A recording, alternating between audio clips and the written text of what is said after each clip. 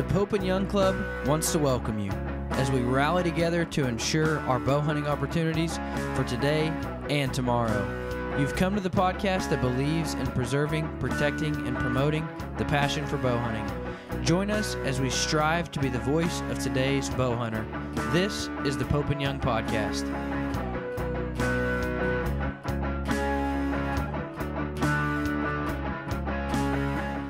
Hello, everybody. Welcome to the Pope and Young Podcast. Jason Roundsville here, joined as always by my co-host Dylan Ray, and we have with us today from our very good partner Easton. We have Gary Cornum, their director of marketing. Gary, welcome. Hey, thanks for having me. Yeah, and so I understand you're director of marketing not only for Easton but also for Delta McKenzie Targets. That's correct. Yeah. Okay. And so we sell under for sure. Nice. I don't think there's probably anyone who could potentially listen to this podcast that has not heard of Easton. I mean, if you have anything to do with bows at all, I'm not sure if you could possibly. Dylan, is there any way somebody could know about bows and not know about Easton? No. And in fact, when Easton came on board, that might have been the most excitement like our board has ever had. Like they were like, "Oh snap, we got Easton. That's life's made." You know, like that's all we need. And so it was an exciting partnership that got created between us. And because like you said, Easton's a powerhouse, man. You don't talk bow hunting without that name coming up. Yeah, I remember back in the day, man. It was like, I remember my bow hunting goals were to maybe someday be able to go from the Game Getter 2s to the XX75. Don't show your age there, Jay. Dude, I'm old. It's okay. You know what, though? I'm old, still have all my hair. Hey, listen, here's what happened. I saw a picture of myself. It was a top view, and I saw a picture of myself, and I was like, oh, crap. Like, it's time to – I was just going to buzz it. And so I buzzed it. Well, then my wife was like, oh, dude, you can really tell how thin it is now. Like now it looks bad because it's so thin. So you just got to go for it. And I'm like, deal. So I kind of dig it. Now all of a sudden I'm the young one. I like it. Yeah. I really looked at the Pope and Young staff and the Pope and Young crowd. And I'm like, we just need a bald guy. Like we got to have one in there. Okay. So it makes your hair look better when you're around me. Absolutely. And I'll take whatever I can get in that department. So all my teeth and all my hair, I'm feeling pretty lucky. So anyway, Gary, enough about us and our bald friend here. Although in honor of Halloween, should we ask him to paint a jack-o'-lantern face on the top of his head? As a corporate partner, do you think that would be cool? I don't think you can ever go wrong with that kind of hijinks. Okay. All right. Stay tuned. Next episode, the jack-o'-lantern.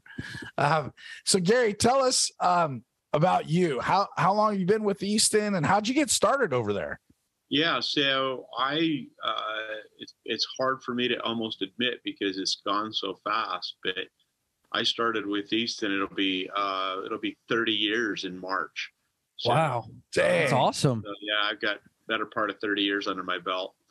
And I got in here because I had a marketing degree and but I also had this kind of, it was instilled to me from very young age with my dad taking me hunting, and to be able to kind of marry my interest in marketing with being in the hunting industry was just kind of natural and something that, you kind of seek after the things that you're interested in. Right. And so as opportunities came up and I heard about Easton, which is local to where I grew up, hunting manufacturer. So I had a friend who, a good friend from high school, whose brother was the director of sales at the time, and they had an opening and I heard about it. And so I started here right out of college, and it was my first job here was in marketing, the marketing area, but it was really it was the dealer support line, they called it. So I was talking to dealers all day, every day. And then from there, I went to be a marketing coordinator, and then marketing manager, and then director of marketing. And I've been in that position for a better part of 20 years now. So Wow. just kind of hammered my way through, and I love working for Easton. And really, it's a lot of guys jump around from brand to brand, company to company, or industry to industry, but we're still family owned. 2022 marks our 100 years.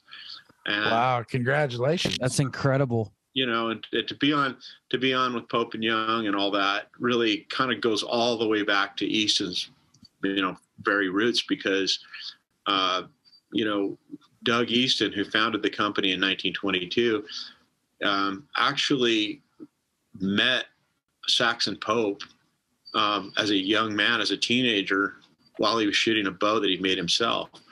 And it was just a chance encounter at an archery range at a park in California that they both happened to be at. And Saxon Pope had a book that Doug had read previously, and he meets this guy, and Saxon Pope introduces himself. He said, "Where did you learn how to make those bows you're shooting?" And he said, I read a book by Saxon Pope. And the guy that he's talking to said, "Well, that's interesting, because I am Saxon Pope." Wow. That's cool. And so if you can get your head around that, and how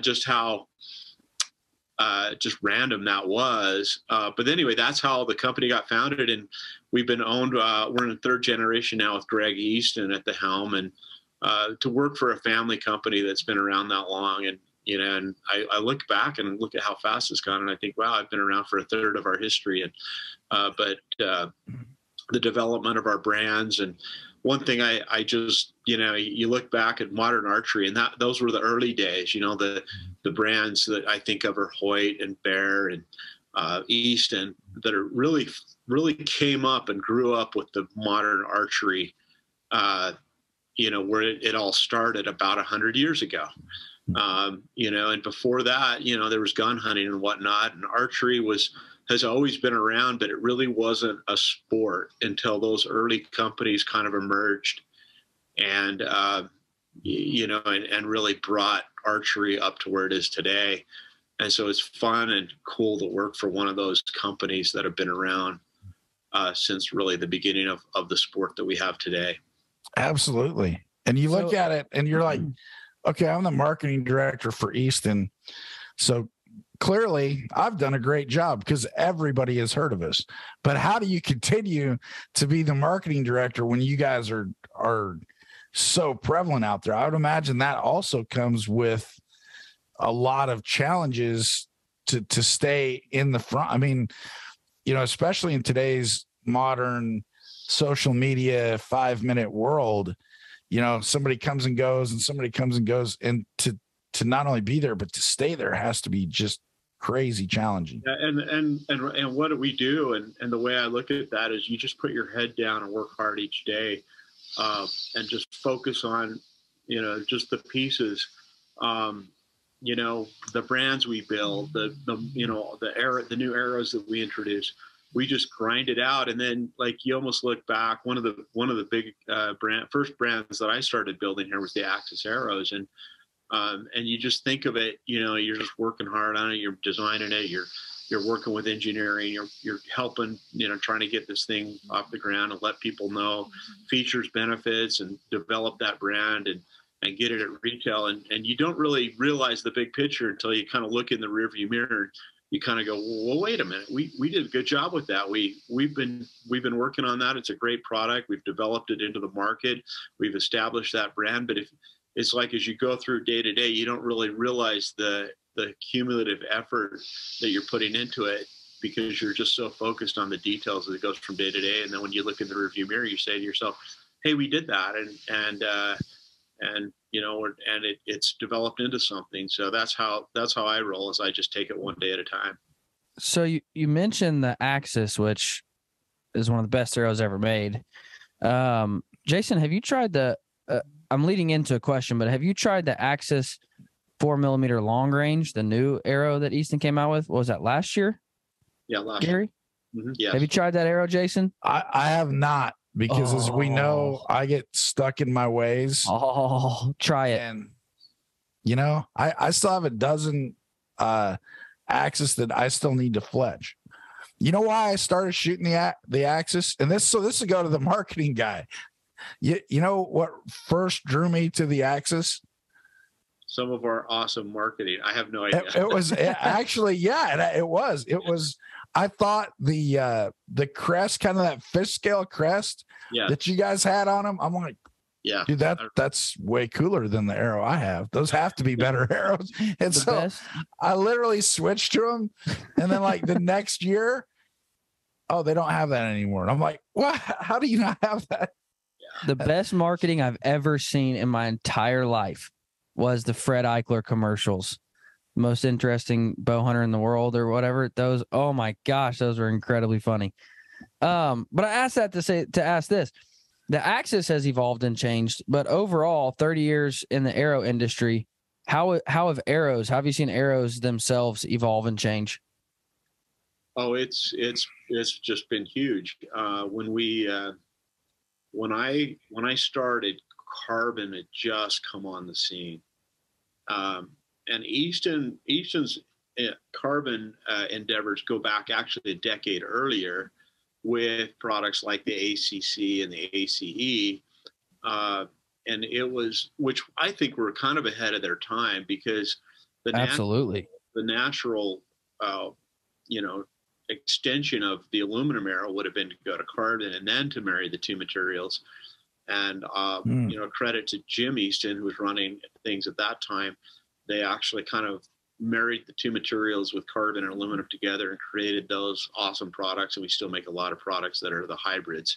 A lot of people know them as our AC product and our FMJ products, but which are just awesome. But so back then, the main arrows were like the Super Slam, the XX75s, the Game Getters, like you mentioned. We had a carbon line that had just been introduced when I showed up, and it was an all carbon. They used outserts. There was no internal components with carbon at that time. And the bows, people were shooting a lot of overdraws and trying to get that speed. And that was sort of the state of the industry when I started. And really the compound bow back then was, just maybe a couple decades old. And then, this kind of 3D was just emerging, that kind of thing as a sport.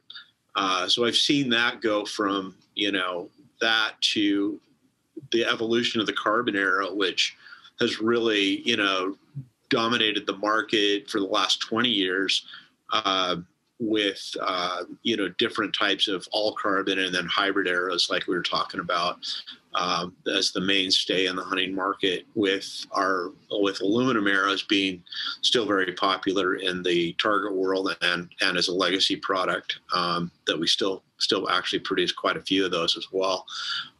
So it just, then micro diameter hit inserts. The micro diameter we started, kicked that off at about 2003. So that's running up on just about 20 years old right now. And then we've taken it to further levels, like you're talking about with like the 4mm line, most recently with some of those products, the long range, like you mentioned. And so I've actually, I think about it, it's like, what can you do to an arrow shaft? It's a tube, right? And, our engineering team is constantly thinking about it, and it kind of blows me away what they've been able to do by, incrementally making improvements into the products that, are state of the art today with like our 4mm axis and FMJ line. So who knows where the next step will be, but they constantly continue to make improvements one way or another. See, I remember when carbons first came out, and I was like, that'll never catch on. I may have misjudged that one just a smidge. I used to shoot those 2219s because they were just, man, you could bounce them off of rocks and everything else, and they were pretty tough. But I have officially switched. I'm a carbon arrow guy now. It only took me a little bit longer than most. Yeah. I think speaking of the Super Slam with aluminum, just for old time's sake, I'm probably going to set myself up a set and just take a trip down memory road and set myself up with a set of XX75s and take them on a hunt. Why not? Right. Yeah. There you go. Mm-hmm. Speaking of the Super Slam, don't forget, guys, we have our raffle going right now with Chuck Adams and Liberty Ranch. And in December of 2023, we're going to send one hunter to hunt with Chuck Adams in Oklahoma for a week at Liberty Ranch, which is an incredible world-class deer hunting outfit. Easton's a longtime partner of Chuck's and obviously of Pope and Young's. So make sure and go get in on that raffle. I will put the link to the raffle so you can buy your tickets in the description of the episode. So just scroll down, click that link, and go get your raffle tickets to go hunt with Chuck Adams. Imagine hunting with, how many chances do you get to hunt with the legend? I mean, I don't know who you could put in his. I don't know who else would be up there. I mean, obviously Fred Bear, but Fred's not with us. But I mean, I'm not even sure who else would be in that discussion. I mean, to wrap your mind around, like, I can't. 3 times, Jason, it's been verified now. 3 times in one trip, he broke his own world record. How is that even possible? I mean, most guys in their lifetime will never see a world record, much less hold the world record, go on a hunt, break it one morning, and you're like, dude, I just broke my own world record. Shoot another one and say, dude, I just broke the world record I just broke. Then the next day, shoot a third one and say, dude, I just broke the world record that I just broke. Massively. They said, I don't know the exact verbiage on this, so don't scrutinize me if I'm wrong, but they said net inches, it's the most a world record's ever been broken. Dang.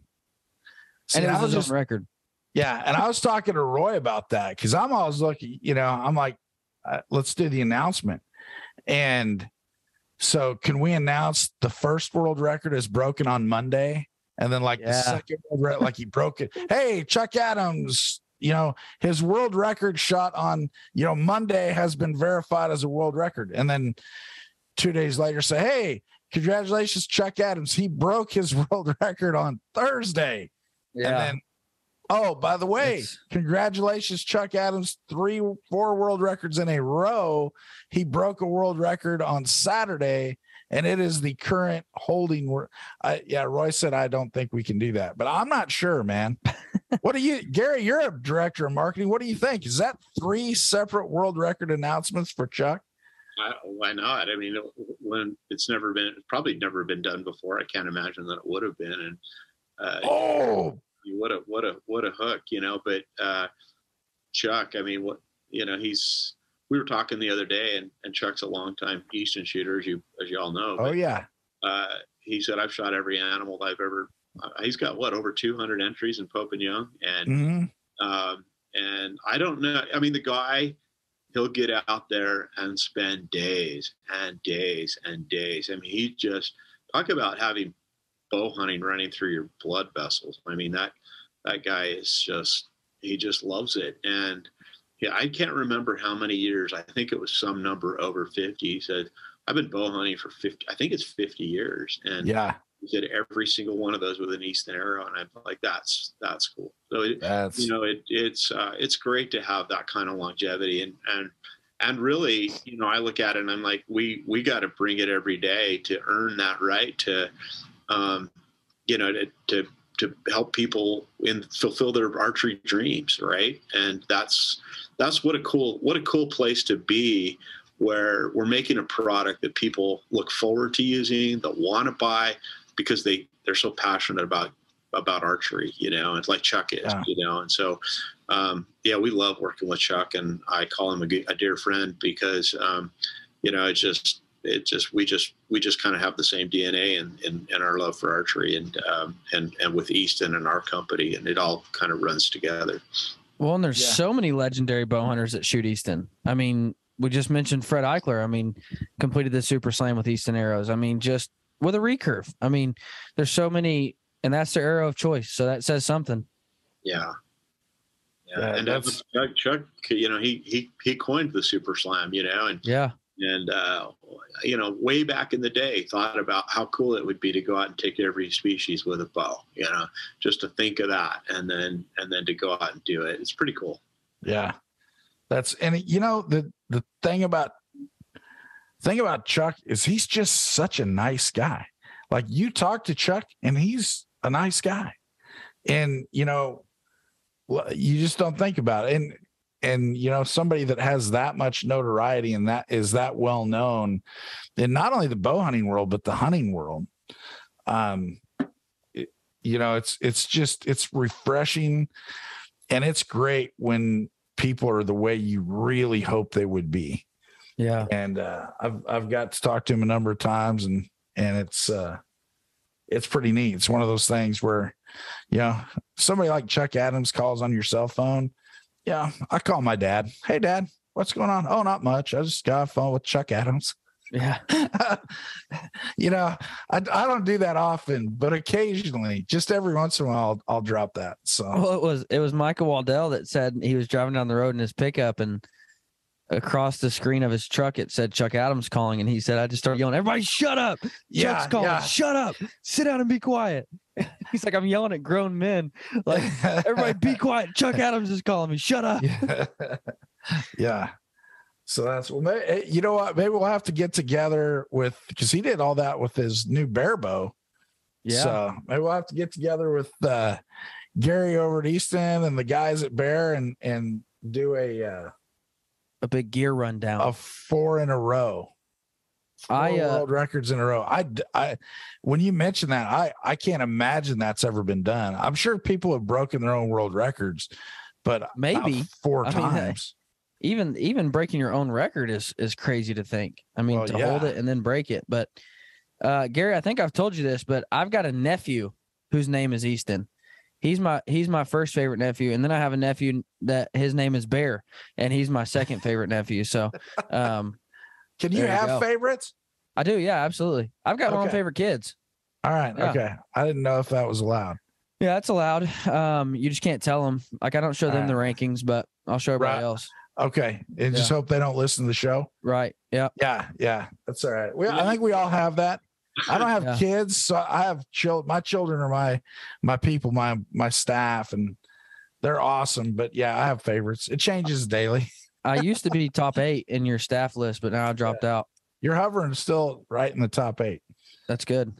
Yeah. You know, you mentioned that name Easton, and you know, I wear, so a lot of times I have a shirt, you know, it's got the Easton logo on it, and I'm driving down through central Utah. And I also want to mention that a lot of people know this, but, you know, we're still made in USA. We have 3 facilities, one in Iowa where we make the Delta targets, and then our Indiana facility where we fletch Easton arrows, and then here in Utah with the factory right here where I work. But I'm driving down through central Utah one day, and I go into a gas station, and they see the Easton logo on my shirt. And the lady at the counter says, "Hey, my son's name is Easton," you know? And so anyway, I noted that down, and I sent her a whole bunch of swag with Easton logos, hats. That's awesome. Yeah.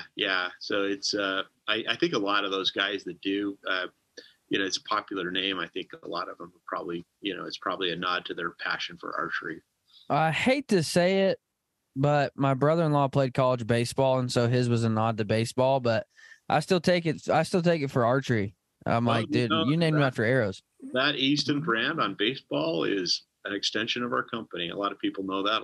Some maybe don't know, but that was Jim Easton back in the day, branching out into other product lines. So it's all in the family. It's all good.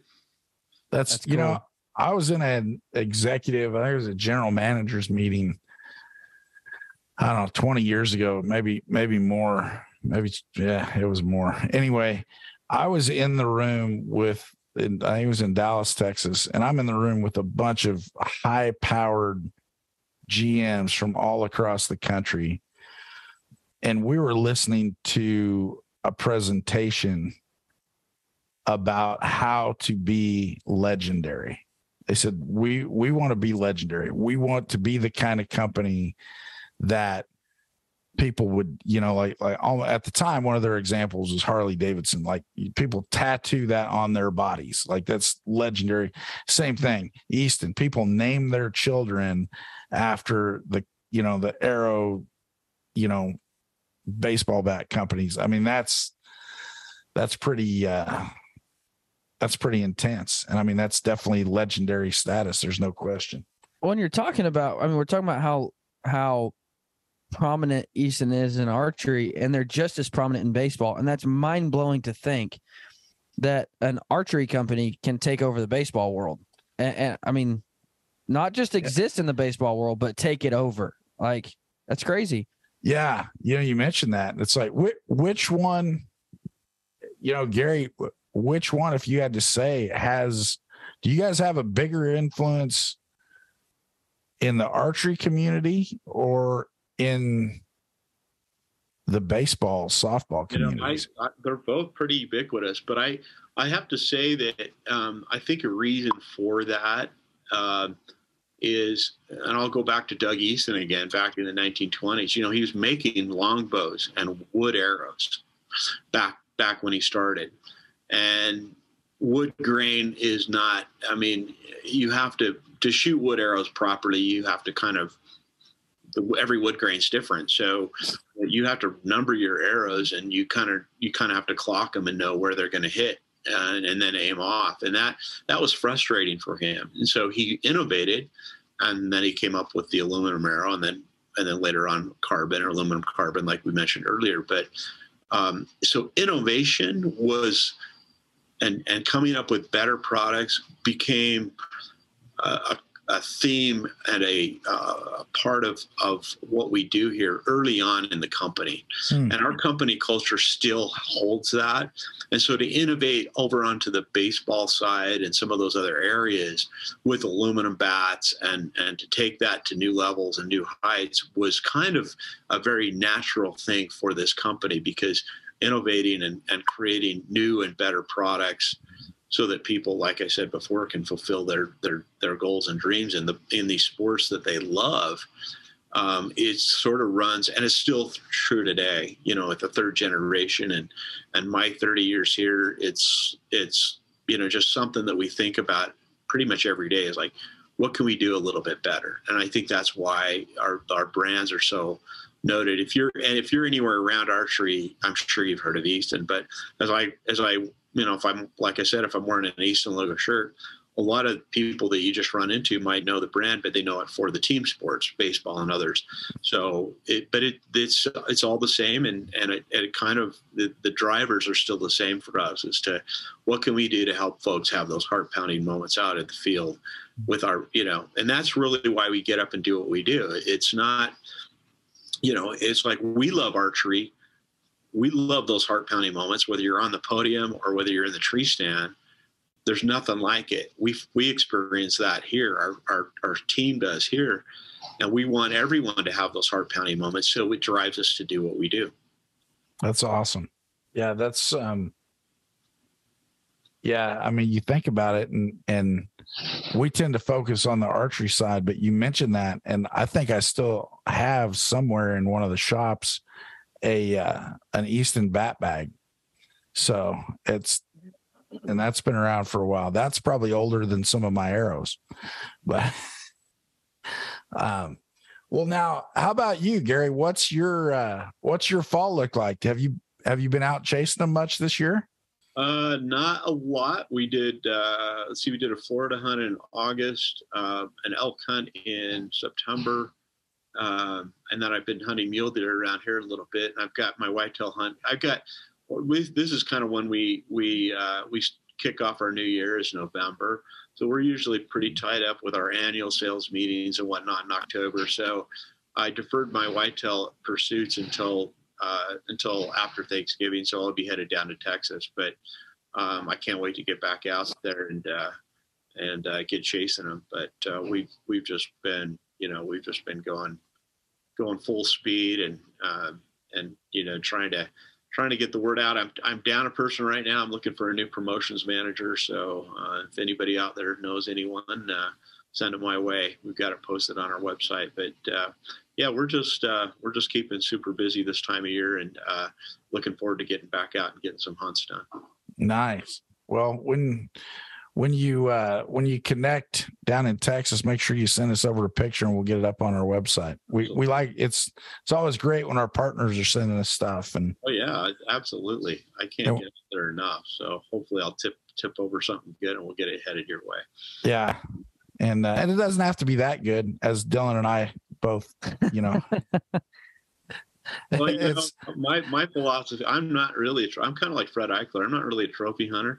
If I have a tag in my pocket and the thing I have a tag for is 20 yards in front of me, I'm probably shooting. I'm not really, and I love to eat game meat, but I get such a thrill and such a kick out of taking something down with a bow and arrow that it really, for me, I'm just so happy to be able to do that. I don't really, and if I get lucky and shoot something big, all the better. But for me, it's like if it's a doe or if it's a buck, whatever, I'm just happy to be out there, and I get a thrill out of it. You're in good company here, my friend. Great company. Good company. we need to start like a one. I don't know if it's a 1-inch club, maybe it's a 3-inch club. If you miss it by 3 inches, then we're going to send you a t-shirt. And then that way I won't have to buy any t-shirts for the next year. I talked to Fred Eichler about something, because he and I we're we both have a screw loose. And I said, we did the super slam, right? I said, what if we did a skinhead slam where you go out and shoot one, like you get a doe or a ewe or whatever it is of every species. And instead of going after the trophy, and we were joking around, but he said, "Man, I'm almost there already." He said to me, "So that's cool." Yeah, my dad likes to ask me. He says, "Dylan, when are you going to shoot something big?" And I said, "Well, Dad, when the little ones quit walking out first, probably." Like, well, we're hunting together. I've never got to hunt with my dad in Kansas.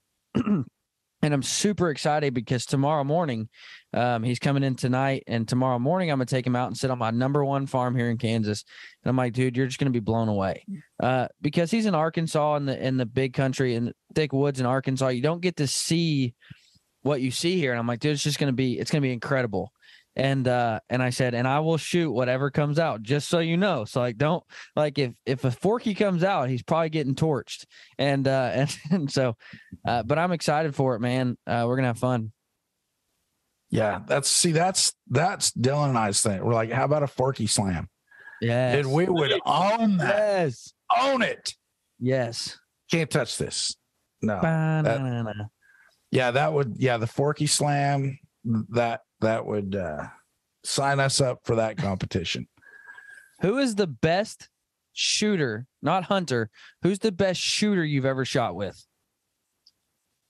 Oh, wow. I guess it kind of depends on the faculty, that you're talking about. We got Brady Ellison. I don't know. I think a lot of you probably are familiar with him, Olympic archer, and also an avid bow hunter. He's a great shooter. Fred Eichler with the recurve, shooting alongside him and what he can do just instinctively always blows me away. We'll go out and shoot at his place, and he'll kick my butt every time, and I got my compound and my sights and everything, and just the way that guy can instinctively know where that arrow is going to go is, and watching him shoot some of the shots he takes, and just knows he's so confident. I have a lot of admiration for him as well, but yeah, there's just a lot of good archers that I work alongside, and being Easton shooters that they are, sometimes I have to, again, almost step outside myself and go, wow, this is really cool. I can't believe I know these guys, and talk to them. And you get going and you get busy, and then you almost have to step back a little bit and go, wow, this is really cool that the folks I know that are so good at archery. It's crazy. The reason I said not hunter is because some of the best hunters I've ever met, have openly said, I suck at shooting. Like, I have to get within 25 yards or I can't shoot them. And you hear about their crazy hunts that they're going on. And Dennis Dunn, he's like, I suck at shooting. Like, I'm horrible. I'm a horrible shot. And I think he said it on this podcast. And but then you look at everything he's killed and you're just like, well, you're doing something right. So keep doing it. Yeah. There's two different things really, but that you get these guys, these amazing target shooters that I really have a lot of admiration for them. But are able to not only make and execute the shots, but to hold it together mentally to the point where they can win an Olympic medal, or they can win, a World Cup, or whatever it is they're shooting at. You combine those things together, not only being a great archer, but then to be able to have those nerves of steel, and have a lot of admiration for them. See, that's it. That's a neat perspective, because for me, like when I'm shooting targets, I don't think of it in that avenue as in, standing on a world stage, but it's I view it as, can you hold your composure together when all of a sudden you're at full draw for a minute and a half? That elk won't step out, and now all of a sudden you got brush crashing over here beside you, and you don't know if that's your elk that's supposed to be over here or not. Like that to me is holding composure. And I don't think of it that way on the targets. I need to rethink that.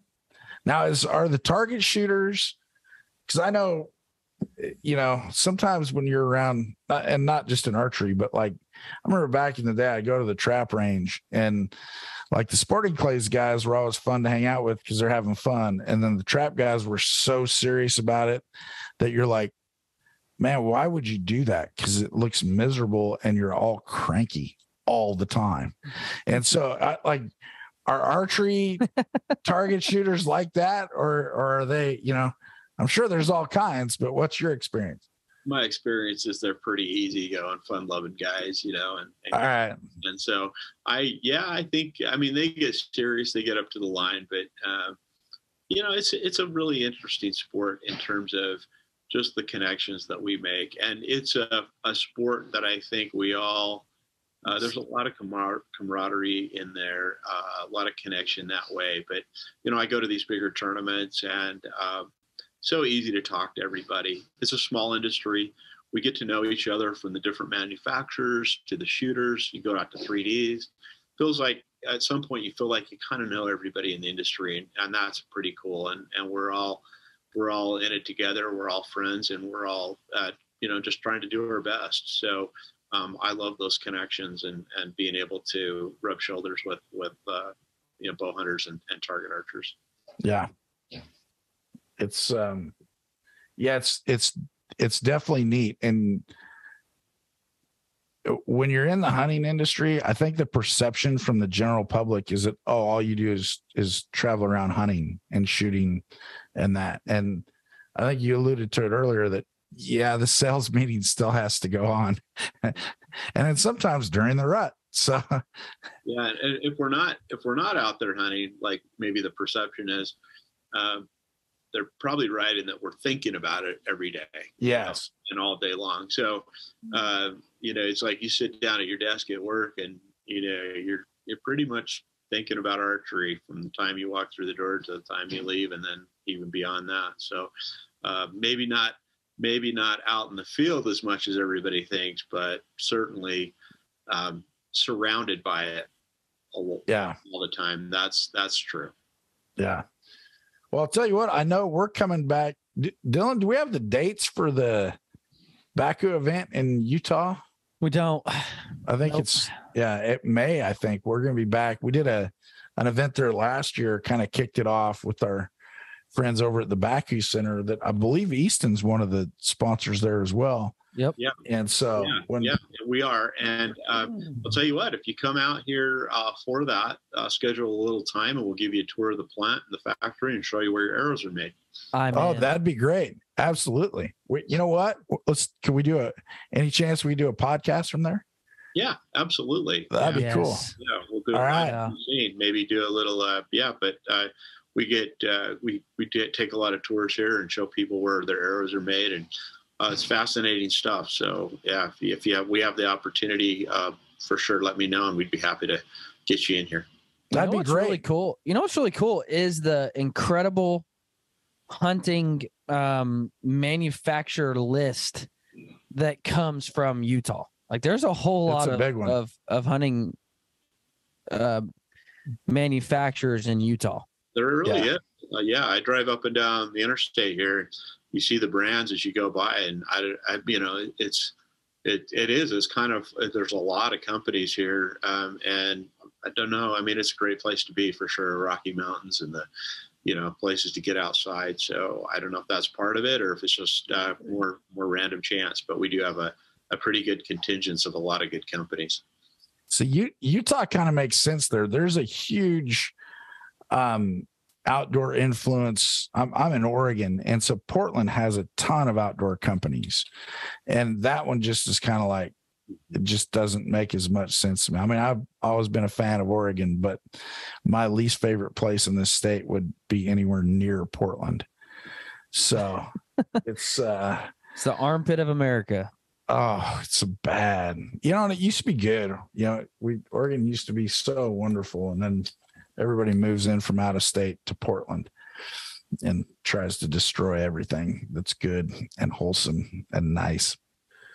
But yeah, that one I was, I'm like, why Portland? But I think a lot of those companies, kind of like you guys, a lot of those companies are, traditional, Leupold and Stevens, Columbia Sportswear, a lot of those type of companies that have been around for a long time, since probably back before Portland was what it is now. Yeah. But I know SIG Optics just opened up a deal. Well, I just say just opened it up. I think it's been like 7 or 8 years ago. They just opened something up there, and a lot of I think Benchmade and Kershaw and a lot of knife companies are there. So it's we have that here too, and it's nice to have locally. So what's on the top of your bucket list? If you go chase one thing, A, would it be with the bow and arrow? And B, what would it be? Boy, that's hard to say, because I was trying to think about next year. I thought, what do I want to go? Yeah, I guess there's I have my bucket list, and I have my favorites too. I really like to get a free range axis deer. That's on my bucket, probably the top of my bucket list. Absolutely. I've seen them out hunting Texas and whatnot, and my experience with them is, when they're out free range like that, and I've seen them in Hawaii too. I was bow hunted out there a few times.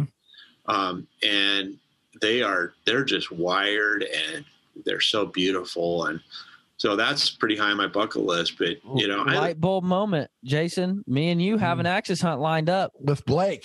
Let's tag in Easton. We had a listener. You want to tell them the story? This is really cool. I can't tell it again because I think I might have told it too many times. Anyways, long story short, Jason was at the Boone and Crockett convention, and this guy sits down. He's like, "Holy crap, dude, you're Jason Roundsville."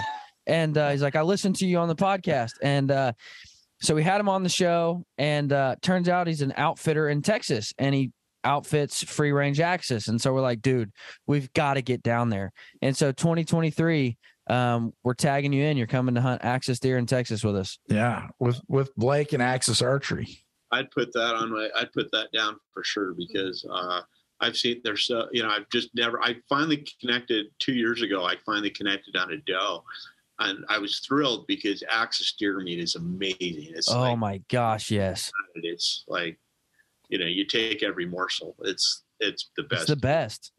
It's incredible. Beautiful. They're really cagey. They're just such a neat animal. So do you have one other person from Easton that would want to come hunt with you? Oh, I'm sure I would. Oh, it's time for a hunt wars, Jason. Hunt wars. It's time for a Pope and Young corporate partner hunt wars. Is that what it is? Yeah. Remember we wanted to do it with Baku, and it just lines got crossed, never worked. So I'm not giving up on back. I think we intimidated the guys over there. I think Dave did for sure. I think Dave and Brian over there are like, I think they wanted to come hunt with us, and they're like, oh, you kill Forkies? Never mind, we're out. No, I think it's the other way. I think like, I don't know if we want to go up against the Pope and Young guys. That's what it was. I'm pretty sure. So Dave, if you're listening, Brian, either one of the Brians, if you're listening, you've been officially called out. So no, I think that would be really fun. Let's make it happen. We'll go down and hunt with Blake, and we'll have a good week, a Pope and Young Easton week. That'd be awesome. Being on that for sure. Yeah, it is so, you bring that up, and it's so neat when you hear and I'm sure you get it all the time because you're, the director of marketing at a company everybody's heard of. And that's the nice thing, in the bow hunting industry, there's some new folks, surprisingly, that aren't familiar with Pope and Young, but the folks that have been around definitely recognize, our organization, and it's just neat. That always, every time somebody says something like that, it makes my day. It's like, oh, you're from the pod. I like the podcast. And I'm like, man, the rest of the day I'm beaming. And it's some days you just need that. You just need to hear that. So now, Gary, one of the questions that we ask every guest on this show, I don't think there's any way to get out of it, is when you find yourself, whether you're chasing axis deer in Hawaii or whitetails in Texas or elk up in the mountains there, what is one non-traditional item that you find yourself taking along on every hunt? A non-traditional item that I take on every hunt. Gosh, I'm going through my backpack in my brain right now. I guess a microwave oven. What? I'm kidding. Okay. All right. I was like, I've got to know about this. Where do I get one? I'm like, dang. I'm like, that would be I think the second largest answer. What's the largest? Tiffany Lukoski. Oh yeah. So, and it's, but I'm sure it'd be close. It's kind of a loaded question, but I'm going through my my backpack, and everything seems to be essential equipment, but I'm trying to think, do I have any Lucky Charms or anything like that in there that, I'm like a rabbit's foot or something like that, that I keep in there. But, it's probably, I guess maybe what I would say is I keep a tag from a field tag from my last successful hunt. Okay. And so that's good mojo. And I don't know if it's just because I started forgetting. I have a special pocket in my backpack where I keep my license, so I always know where it's at. And I started putting my tag back in there when my hunt was over, after it's been notched and everything. And I think that's maybe kind of like a, just kind of a little bit of a lucky charm that I keep in there. Very cool. Nice. So maybe that's the item. Yeah. I've got one more question for him that's going to be difficult to answer. All right. Favorite Easton arrow ever made? Oh, wow. Let's see. Ever. My favorite. Easy answer. Let's see. During my tenure or all time? All time. Ever made. All time. Well, I have to say, I really like, I'll say the Axis Trad. That is under my tenure. It's a beautiful arrow. You get it fletched with bar feathers, and it has that wood look. What I like about it is when we designed that arrow originally, I was working with Fred, and what I did is I had Fred Eichler and I were talking about it, and we went back to one of the original Doug Easton wood arrows and looked at how he crested it. And then I brought some of the colors and designs onto that Axis carbon arrow with the wood grain that Doug Easton had originally put on those wood arrows that he made back in the 1920s. And so you're holding it up right now. That's exactly, I segued this any better. That's the maroon and the yellow there. Oh, it's gorgeous. Some of the colors that Doug had used originally. And it just looks so beautiful when it's all fleshed up like you're holding there. And gorgeous. So, it's kind of a marriage between the old and the new. It's a modern carbon arrow, but it's, it harkens back to the origins of Easton at the beginning. And really that arrow, we are actually have a brand new product that's an update of the one you're holding there. It's called the Carbon Legacy. The Axis Strat is going away, and Fred Eichler's name is on the new one, and it's replacing that one. And I think it's even more beautiful than the one you're holding. I'm a little bitter though, because these are 500 spine and I upped my broadhead weight and now a 500 spine doesn't work for my recurve anymore. So I'm a little bitter. We'll get you a new set of probably 400s and and in the new Legacy, and I think you're going to really like them. So, and I'll shoot them out of the new Fred Eichler Signature Series recurve from Bear. Yeah, it's that bow I'm really excited about. I'm gonna have to check my UPS guy. He hasn't been by here lately with any of that stuff. Jason, you've been asking me, what recurve do you need? This is the one I've been asking you for 2 years. Dude, the Fred Eichler Signature Series that was just released. Fred Eichler designed it. He worked on it. Oh, can I say sexy? It's a sexy bow. I thought you were grabbing one. I was gonna be really jealous. I thought he was gonna pull one out. I did too. I was like, dude, come on now. This is I was gonna be jealous. You're pulling out arrows, he's pulling out bows. I think your UPS guy's an archer. You know, yeah, use that stuff. So that's I've been looking. We're even at a couple shows, and he's like, that would work for you. And let me see if I can pull it up. Have I sent you a picture of it yet, Jason? I don't know if you have. I don't recall that one. So yeah, it's my favorite Easton arrow. I shoot the Axis now, and I really like those. They've done good things for me. And you know what? They're tough arrows. I have sent those things through deer, through elk, through antelope, and I mean, I've got some that you pick them up. If you wiped them off, you could use them again. And I don't, not that I couldn't, just that I just haven't done it. And that's a pretty nice looking bow. Yeah. I even like that. Just, Christmas is coming up. I kind of like the tan color, Dylan. Yeah. I think everybody does. Yeah. So I shoot the Axis now, but I'll tell you what, my favorite of all time, just because it was at the time, it was such a big deal to me. It's the Game Getter 2s and in that kind of that brown camo and 32-inch 2219s. Had them. I don't even remember the name of the place I ordered from, but I got them and it had to be this PSE Pro Fletch, 2 green and a black, and like everything was all the same. And man, I'd shoot those things. And buddy of mine worked at a dairy, and so while he was working, I just go around shooting kind of everything at the dairy other than the cows. And wow, those are some good times. So my favorite has to be the 4mm Axis. Oh, is it? So you're changing up to the new stuff. You've got to try one, Jason. It's the most accurate arrow. I mean, God, it's a stinking good shooting arrow.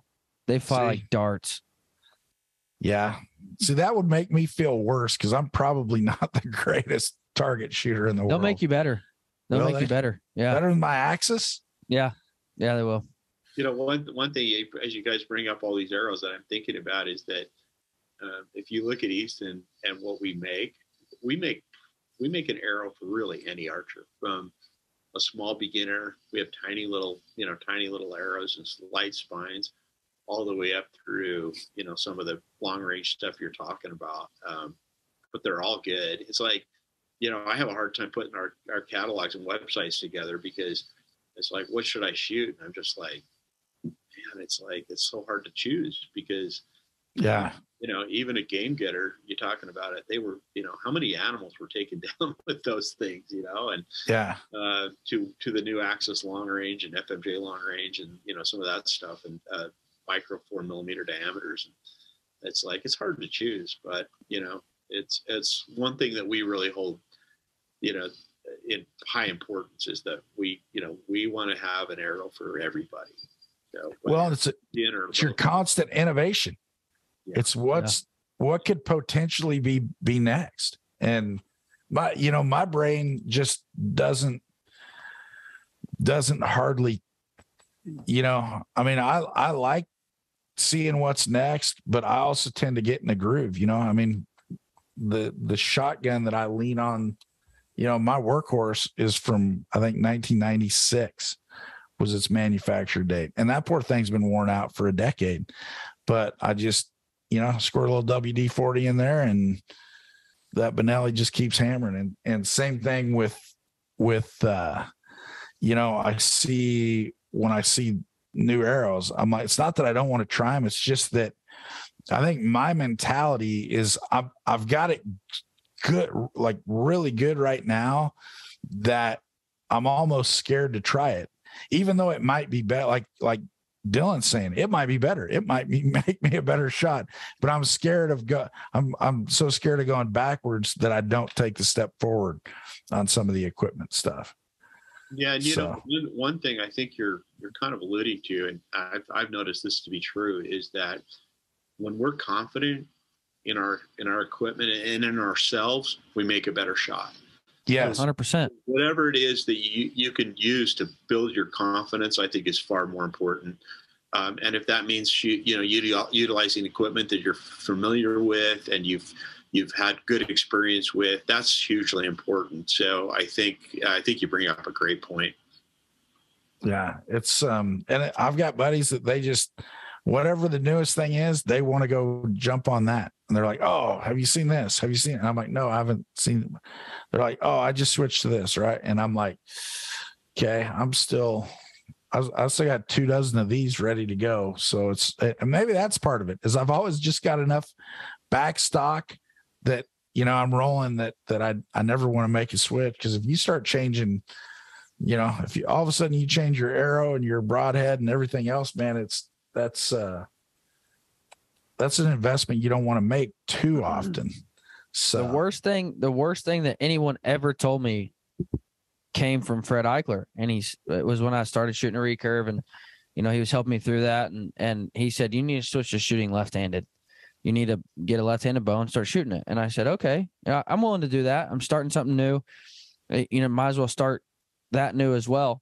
And then he said, well, if you're going to do it with if you're going to still hunt with a compound, you have to switch everything to left-handed. You can't hunt left-handed with a recurve and then right-handed with a compound. You need to switch everything. And I'm like, then I started looking around. I'm like, well, dude, I have 5 right-handed compounds and 20 sights and however. And I'm like, man, that sucks to just start changing everything from right-handed to left-handed. And that was really what held me back. I'm like, I can't do it. I can't. Now, why did he say that? Are you left eye dominant? Left eye dominant. Yep. See, you should have been doing that from the beginning. I should have. Yeah. And I didn't realize it until, I didn't learn that until I was probably, and just coming out of college and starting to really take shooting seriously. And that's when I learned that. And I'm like, man, now it's such a big undertaking, and, switching over all of your stuff. And I mean, everything from the ground up, guns, bows. That's shooting 101, man. The very first thing you do, get somebody the range, you give them the safety talk, and the next thing you do is find out which eye is dominant. Yeah. But I don't know. Back in the day, I was just right-handed. I don't know that we ever checked. Right. But now that's the first, when I get a new shooter out there, whether it's, bows or handgun shot, whatever it is, that's the first thing I check. And it's weird when you get somebody who's, right-handed, left eye dominant, it takes them a while to figure it out, because everything's so different. I mean, I've tried shooting left-handed, and it's like, it's hinky. But it's very important. So I figured it was easier to just close my left eye and just keep shooting right-handed than change everything over. Yeah. See, you close one eye and you still probably see better than me with both eyes open. I've always been blind. So, well, and that's what one bow actually I got to tune. I pulled it way out of center shot on my recurve, and I could shoot with my left eye, and it was hitting, because I pulled that arrow so far out that it was over my left eye. And so, and the bow tuned great, and that's what I shot. But, so yeah. Yeah. That's, are you righty or lefty, Gary? Oh, I'm a righty. Yeah. Yeah. That's good. Makes it easier a little bit to find what you need, but, yeah. So what we want to drop now is what is a top shooting tip from Easton? What would you like to drop on us for our listeners today? Wow, you're asking the wrong guy, because I'm like, I'm one of those guys that loves bow hunting, but I'm not, I'm not that shooter. However, I think it just harkens back to, really, we just mentioned it. It's confidence. Yeah. That I've missed shots bow hunting, and I was shooting the wrong broadhead that I wasn't sure it was going to group, or, whatever it might have been. And I pulled that bow back, and I'm like, well, I hope this goes where I want it to. Yeah, it's not the feeling you want when you're about to. Right, it never does. So my only advice from a guy that's not a great shooter but loves to bow hunt is do whatever it is that you can to be confident in your equipment, but also be confident in you. And those two things go hand in hand. Practice as much as you need to, but when you get out in the field, and you got that, whatever it is in front of you, if you're confident in what you're going to do, and you when you're confident, you go, I know where this arrow's going, you'll make a great shot. You just do. And if you're not, boy, that can really throw you off real quick. So that would be my best advice. Yeah, no, I like that. It's kind of like, there's certain times you just draw back and you're like, I wonder how far this one's going to go. Yeah. And you just, that animal's, going home with you. It's just a matter of how far they go before it's down. And there's something nice about that for sure. So, well, Gary, I'll tell you what, I want to thank you for coming on with us. Congratulations on 100 years at Easton. Congratulations to you for 30 years over there. That's fantastic. We really appreciate what you do for the industry, for all the industries. And thanks for being a corporate partner. I mean, that's part of what makes our conservation work and what we do to preserve, promote, and protect bow hunting. We can't do it alone. We have to have our members and our partners. And so we appreciate you being there with us. Well, I appreciate you having me on, and it's been a real pleasure. And, like I said, if we want to do it again, or if you want to come out here, we're here. So just let us know. But I want to express my appreciation for just spending a few minutes with you here today. Absolutely. Sounds like we're doing a podcast in Texas. Yeah. Oh, Texas, man, Utah and Texas. I'll get it on the calendar today. That's for sure. Absolutely. Why we're sitting over a bunch of Axis backstraps. Yes. Absolutely. Okay. You know what? I can't cook to save my life, but man, I can eat. So yeah, there you go. And I can't, all of a sudden, I can't wait to try some Axis deer. Every chef has to have an eater. I don't know that I've ever had that, but I'm ready. I've tried a lot of cool stuff, but I don't think I've ever tried Axis deer. So I'm ready. You're in for a treat. Nice. Well, Gary, once again, thanks a bunch. We appreciate you and look forward to talking again soon. Thank you very much.